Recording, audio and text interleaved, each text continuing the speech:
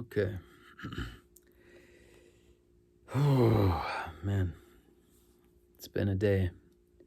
It has been a day. God. So we live in a cuckoo's nest. We live in a wild world. You may have noticed.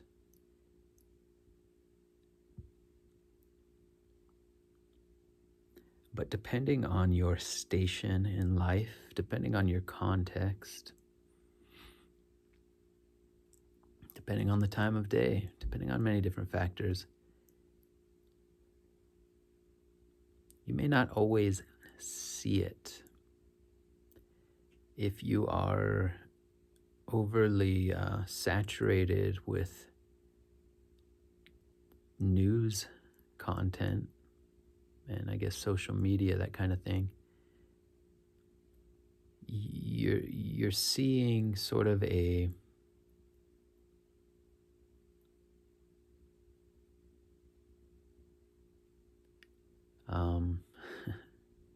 you're seeing the madness of the species, you know.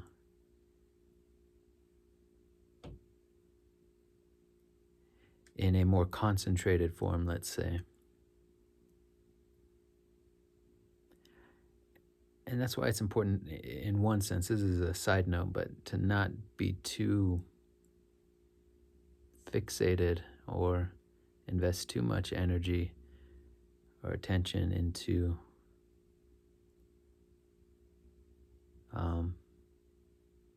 the news cycle, the 24/7 news feed, social media, etc.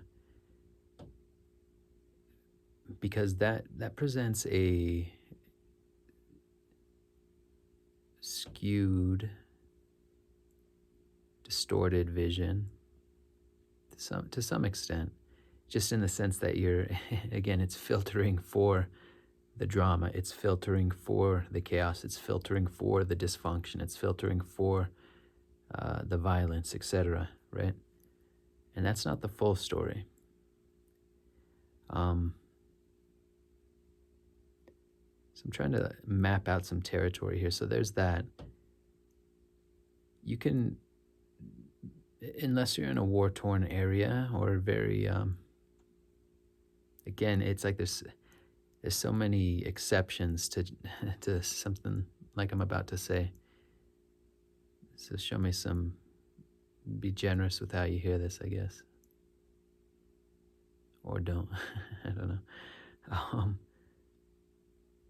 But let's say you live in like a residential area that's not high crime rate. You know, many parts of the day, perhaps even most parts of the day, you could walk out into the neighborhood and you don't see chaos and madness. At least I hope that's the case for you.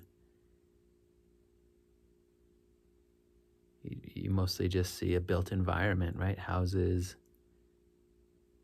you know, these big stationary objects, road, trees, hedges, grass, etc., rocks.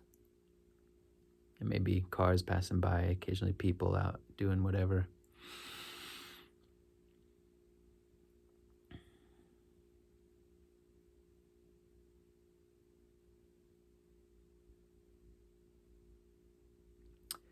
And from that vantage point, you kind of think like this created order is kind of holding itself together, you know, at certain times of the day, at certain moments, in certain places. There is some relative stability there, right?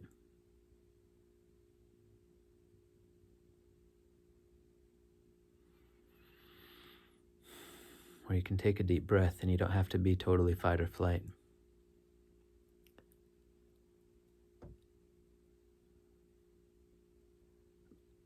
But you scratch the surface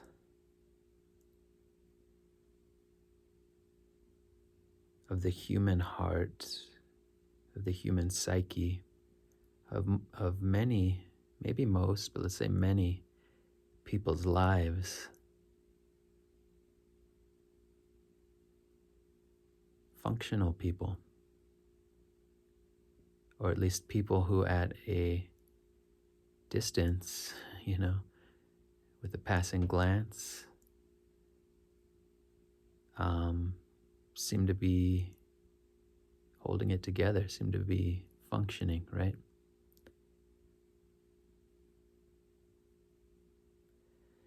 Um, but but buried beneath the surface, sometimes on the surface, sometimes just slightly below the surface,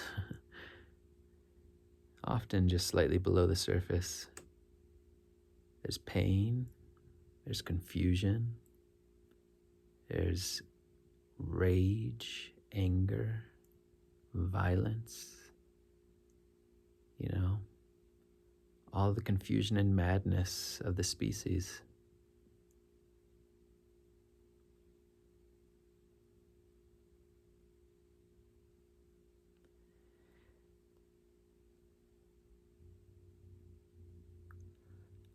Um, and why am I going into this? Yeah, so it was a pretty rough day today.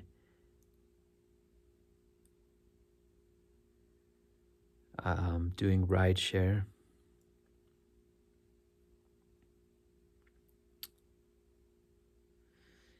And I go to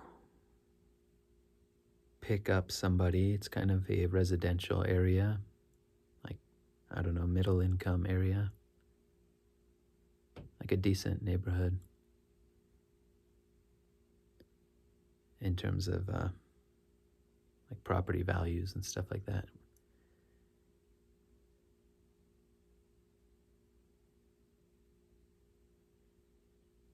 And pull up to the house. There's a guy who's kind of like waves his hand like, hey, you're here for me. So I park, and, you know, nothing out of the ordinary at that point. Now he gets in, and I have to say, I was having a pretty good day, feeling pretty settled, pretty like there was some flow to the day, feeling pretty blessed, pretty held.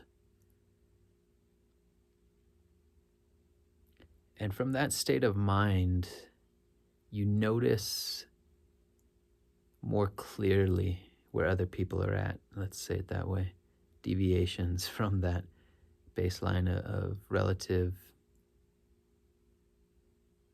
regulation, relative integration, regulation, stability. And yeah, it's an energetic thing, I guess, is one way to talk about it. You can break it down into specific observable things, but there's kind of an energetic thing, an overall thing. And the guy gets in, and the energy is kind of in your face. That's fine. I mean, that's not. But I notice pretty quickly when he gets in, I'm smelling alcohol. Now keep in mind, it's like 7 in the morning. Smelling alcohol in this guy's breath. The other thing is, this is one of these rides that has a stop. They've programmed in a stop. And I found a lot of difficulty, not with everyone, and so it's kind of hard to make a general rule, but a lot of the really difficult experiences I've had have been people that have a stop. It's like usually they want to go to the store and come back.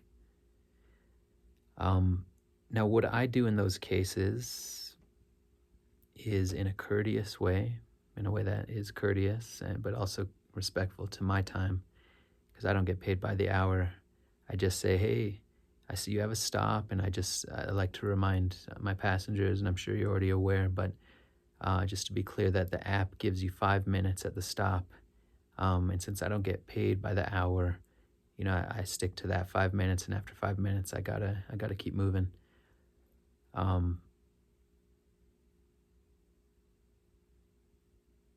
And sometimes, and most, well, again, I'm trying to think back, but some people are perfectly fine with that. I mean, that's just the rule, that's just the rules. That's how it is.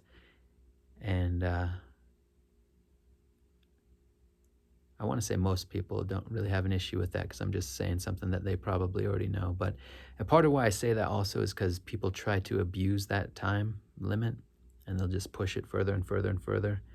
And so if I have that conversation up front, um, it sets a tone. It gives me a reference point if I need to, take off. It's like, hey, I discussed this with you previously. They're taking a long time. But it also gives me a sense of where they're at in terms of, is this a hostile, disrespectful, rude person, or so that's also, that wasn't, I don't think, the original intention for doing it, but I've noticed that it's been a result of doing it. Man. So I turn around and I let this guy know. I say, hey, there's a stop on the app, and he's just very, I guess, confrontational. It's like I can't even get a sentence out, but I just keep pushing through and explain, you know, it, uh, basically what I just said. It's, you probably know this, but it's 5 minutes and I got to keep moving after that. Is that going to work for you? And he's cutting in the whole time I'm trying to explain this. So that's already given me some more clarity about where this guy's at. And I finish and he's giving me attitude. I can't remember exactly what he said, but I think at this point, I don't know, is he cussing at me, cussing in general? I don't know, but he's definitely coming off like, no, you're drunk, or I'm smelling strong. I'm smelling alcohol pretty strongly, and you're being very not confrontational, combative, I guess. Maybe I don't know. Disrespectful, and the tone and everything is just off. And so I pause while he's kind of running his mouth. I say, okay. He said, oh, do I need to get another ride? And I say, you know what? Yeah, I think that's going to work. Or I say, you know what? Yeah, I think that's going to be best. Something like that. I don't know. He explodes. It's because I'm fucking drunk, right? I don't know. Forgive me. But something like that. And refuses to get out of the car. Again, I say, it's time for you to leave. He is revved up, drunk and furious, drunk and angry. Again, I think probably the third time I say, I need you to get out. Gets out, cussing me out, livid. This guy is like demon possessed, just like livid, furious. Slams the door. It's, you don't need to be like a genius or have a degree in human psychology. I anticipate the door slam coming, and so I've kind of got my hand pushed so that it's going to lessen the impact. But he's drunk, he's furious, he's a short guy, but he's pretty stocky and pretty strong, and just slams the door as hard as he can, which infuriates me. It's my livelihood. This is my ride. This is my fucking ride. Excuse my language. And he's cussing, and he comes up to the passenger window and he starts slamming it with his fist. And just being very threatening, menacing. I start to drive away. He starts to chase, I think, a little bit at that point. I can't remember. Still running his mouth. I roll down the window and I say, hey, this is all recorded. I'm going to be turning this over to the police. In retrospect, I probably should have. I didn't really need to do that, to roll down the window and say that, but my adrenaline's going. I'm really pissed off about him attacking my car, I think, is the thing. Is part of why I'm upset. I mean, it's